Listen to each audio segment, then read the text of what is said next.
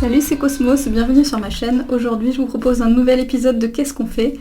Et l'idée, c'est de faire encore une fois 5 indices pour une chasse au trésor. La première nous vient d'Irma, une voyante, qui me dit « Pour ouvrir le coffre, vous devrez lire dans les étoiles ». Derrière moi, l'énigme et les étoiles en question. La solution, en fait, c'est typiquement pour un code avec un cadenas, par exemple, pour ouvrir un trésor.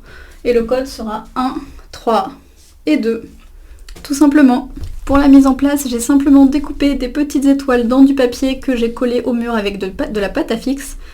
Mais vous pouvez aussi les mettre en scène, par exemple en les collant au plafond d'une chambre, par exemple, voire même en utilisant ces étoiles en plastique qui sont phosphorescentes dans le noir pour mettre davantage en situation les personnes qui feront l'énigme. Je passe à l'énigme numéro 2. L'idée est tout simplement de donner la suite logique ici. En fait, la logique, c'est que tous les chiffres sont doublés pour former une nouvelle figure. On a 2 0 côte à côte, 2 1 côte à côte, 2 2 côte à côte, 2 3, 2 4, 2 5, 2 6. Et donc, il nous manquera 2 7 côte à côte. Donc là, plusieurs combinaisons pourront être acceptées, suivant les manières dont on va coller les 7 ensemble et si on met une barre au milieu ou pas. On peut utiliser les mêmes types de codes pour faire des codes de coffre-fort, par exemple, ou des codes secrets. Troisième énigme ici avec l'aide d'une boussole, avec un nombre puis une direction, et l'idée ce sera de faire le nombre de pas indiqué, ici 25 pas au nord, pour tomber sur l'indice suivant ou le trésor.